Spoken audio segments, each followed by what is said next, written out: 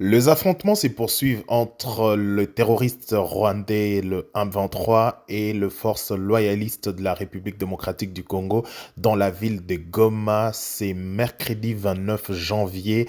Eh bien, pour piocher sur cette situation, nous prenons en duplex le député national élu de la circonscription de Goma et député provincial élu de la circonscription de Niragongo, Eric Boanapua. Bonjour. Bonjour. Quelle est la configuration de la situation dans la ville de Goma et les environs? D'abord, étant donné que je suis élu député national à la ville de Goma, où aujourd'hui le centre des atrocités et de ce que j'appelle le champ de bataille aujourd'hui, que le Rwanda a voulu que ça soit maintenant le champ de bataille, le carnage, où aujourd'hui même les cadavres de populations civiles sont visibles sur le sol.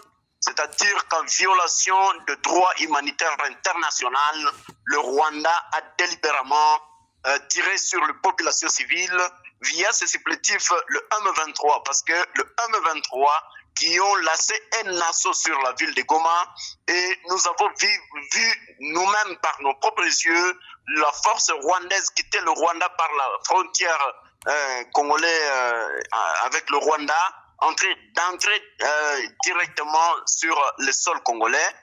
Ça, c'est une violation grave de droit international. De deux, aujourd'hui, nous avons vu des Congolais, des militaires congolais qui se sont décidés de ne pas se rendre aux terroristes du M23.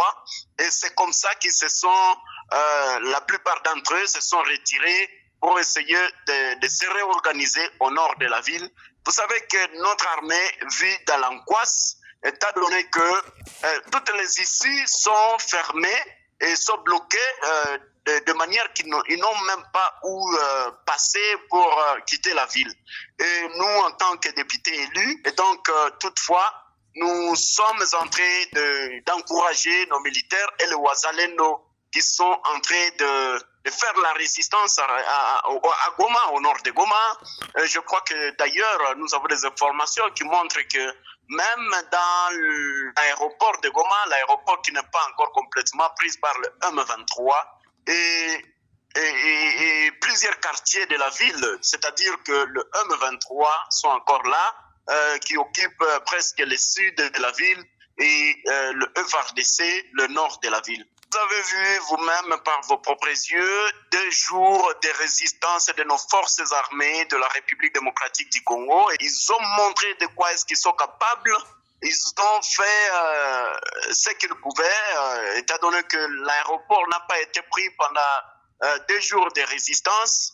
Et le port, le Mogoma, d'ailleurs, on nous signale que même sur la colline de Mogoma, il y a quelques-uns de nos forces qui sont là et qui sont prêts à réagir, quel que soit tout ce qui peut revenir, tout ce qui peut être comme attaque sur eux. Il y a aussi tant d'autres qui sont au nord de la ville, c'est-à-dire que la ville n'est pas complètement occupée par le M23. Bien quand même, nos forces de défense sont en train de montrer à quoi est-ce qu'ils sont capables. Ils ont besoin, bien sûr, de rapports, mais que vous savez que, étant donné que la ville est déjà enclavée, il n'est pas du tout facile de le faire parvenir de renforcement. D'ailleurs, là, j'ai fait un appel à madame la secrétaire, la représentante du secrétaire général des Nations Unies, de faire en sorte qu'il puisse convaincre l'ennemi, le M23, d'ouvrir un couloir en tous les militaires là qui sont au nord de la ville pour que, évidemment, ils puissent aller se réorganiser un peu plus loin parce que ce qui est sur leur ravitaillement qui semble être difficile, mais aussi il risque d'y avoir aussi un carnage parce que le plus longtemps possible ils seront en train de faire la défense, il risque d'y avoir aussi la diminution ou la perte de leur ravitaillement à force de munitions ou autre chose. C'est-à-dire il faudrait qu'on passe directement à l'évacuation et ce qu'il serait nécessaire ainsi pour défendre la patrie. Alors, il n'y a pas d'issue de ces cours. Le Rwanda bombarde certains centre hospitalier ou zone sanitaire. Quelle est la situation sanitaire actuellement euh, à Goma, dans la ville de Goma? En fait, avant de parler de la situation sanitaire, c'est depuis longtemps que nous avons décrié la situation humanitaire, c'est-à-dire depuis plus d'une année, la ville de Goma a reçu plusieurs déplacés de guerre, d'autres venus de Rutshuru, Nyiragongo, Massissi, et tous ces déplacés étaient sous une situation de problèmes humanitaires. Vous allez comprendre qu'ils vivent sans abri.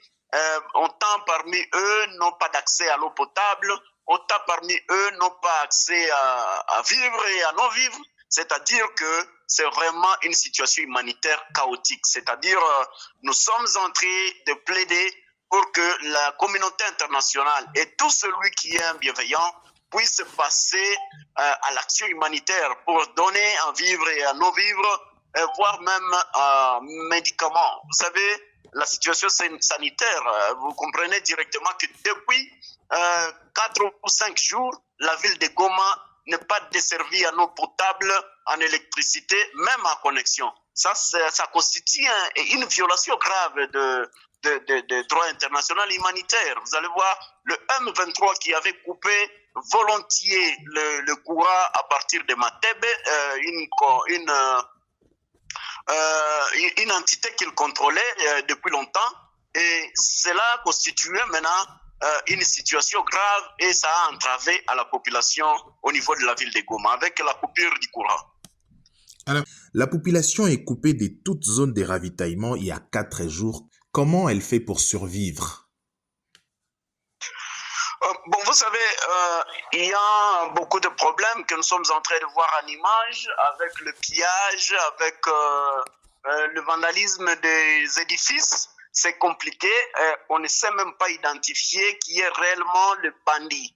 Mais en réalité, vous savez que la population est en train de faire ce que nous appelons la résilience.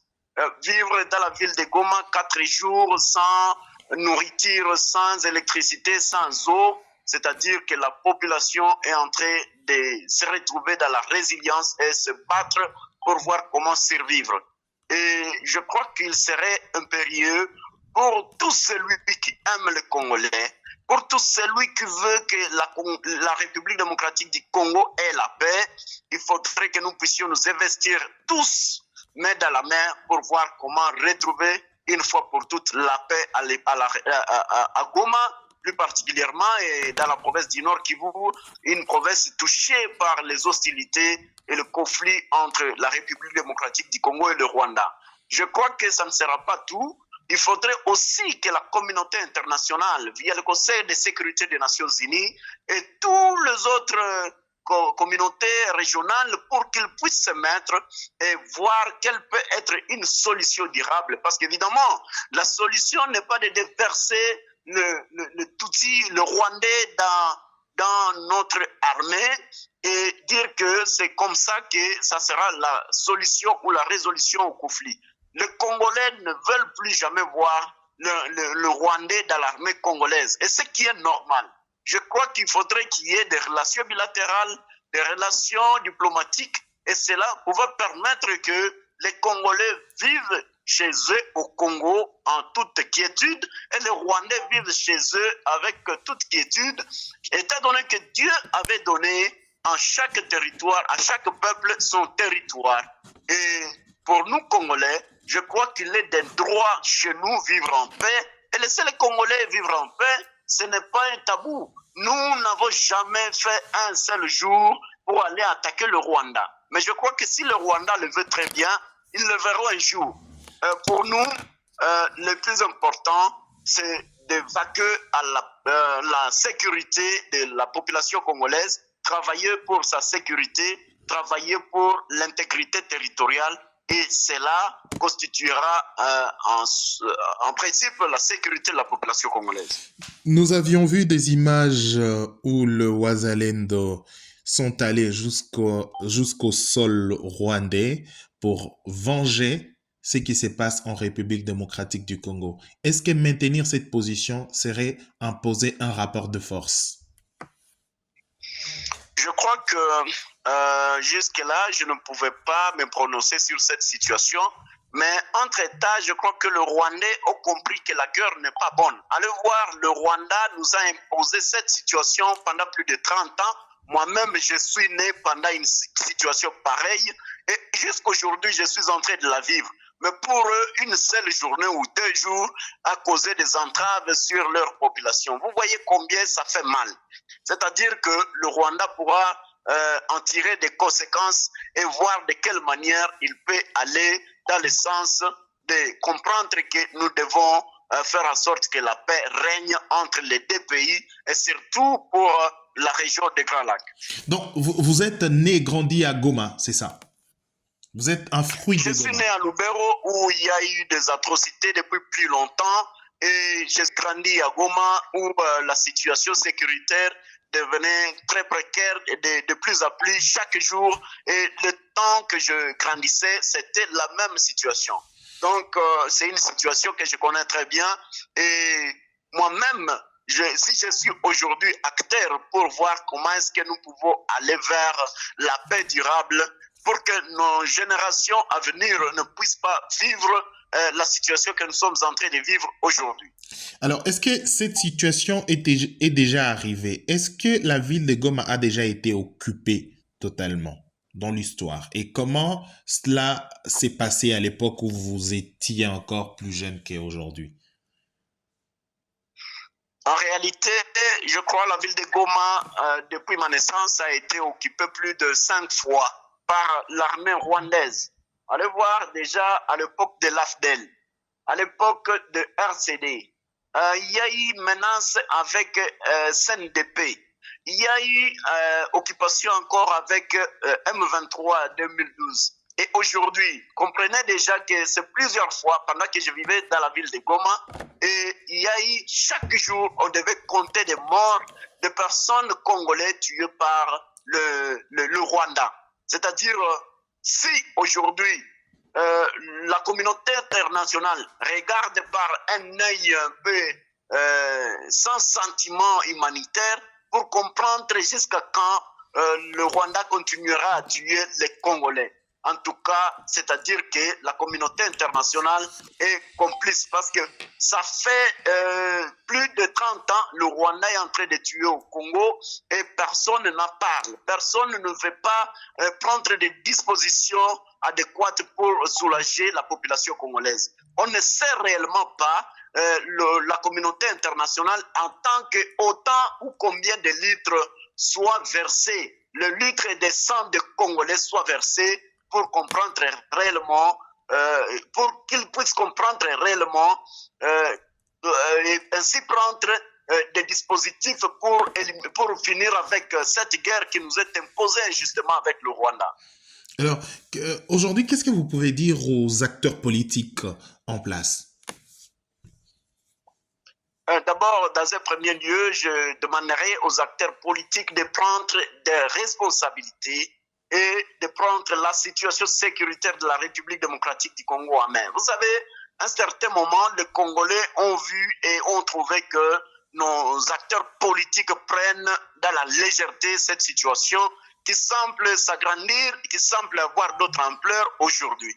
Ce qui est sûr, cette situation, nous devons l'analyser avec grandeur, ainsi avec responsabilité et prendre des réactions capables de sécuriser la population congolaise. Chaque jour, nous étions en train de décrier cette situation au niveau de l'Assemblée nationale, étant donné que nous sommes députés nationaux, et au niveau de partout où on devrait arriver dans le cadre de la diplomatie parlementaire. Je crois que c'est là nous devons prendre des responsabilités en tant que Congolais et voir dans quelle mesure ou dans quelle probabilité nous pouvons aller jusqu'à trouver des résolutions à ces conflits et finir une fois pour toutes avec la guerre qui nous est imposée injustement par le Rwanda via ses supplétifs, le M23 et leurs alliés dans la communauté internationale. Et cette précarité dans laquelle la population de la ville de Goma vit aujourd'hui, ça représente quoi en termes de crise humanitaire? La ville de Goma est une grande ville, une ville de plus d'un million d'habitants. Que représente cette crise euh, sanitaire, humanitaire et sécuritaire au vu des échéances? D'abord, avant tout, je demanderai à tout celui qui sera en mesure de rétablir l'addiction d'eau potable dans la ville. Il devrait le faire le plus vite possible parce que l'eau, c'est la vie. Ça, c'est de un. Vous savez que nous avons autant de cas de déplacés à la ville de Goma qui ont besoin d'eau potable. Nous avons autant de la population dans la ville de Goma, nous avons tant de millions de Congolais qui sont là, qui sont sans eau potable aujourd'hui. Ça, c'est une priorité de priorités.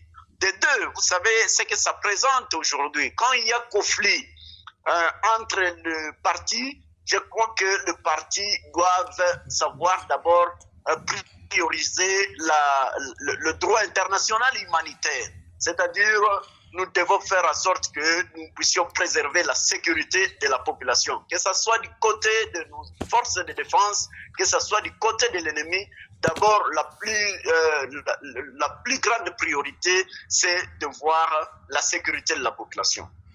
Merci, honorable Éric Boanapua. Je rappelle que vous êtes député national élu de la ville de Goma. Vous êtes également député provincial élu du territoire de Nyiragongo. Merci pour votre disponibilité. Vous pouvez lancer aussi un message en Swahili pour la population qui vous suit en direct du Nord Kivu.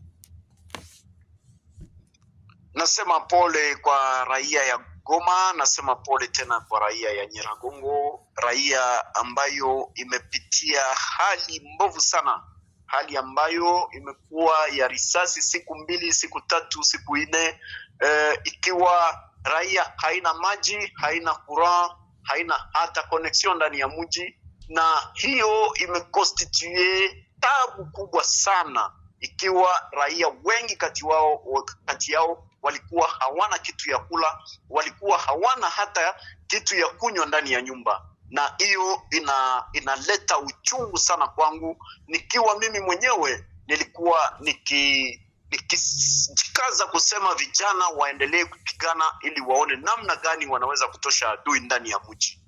Lakini hayo mambo ambayo imetokea ni kweli yametokea, lakini najua ya kwamba wakongomani wote ambao wanaishi Goma, Nyiragongo hawatasede, sababu wanaendelea kulinda hiyo sense ya patriotisme na kusema ya kwamba inji hapana ingine, ni kusema tuna inji moja na hatuna inji ingine ya pili, wala kusema watasutenir ambayo tunaita balkanisation. Wakongomani wako derrière ile vision tunasema peuple uni pour une seule patrie qui est la République démocratique du Congo.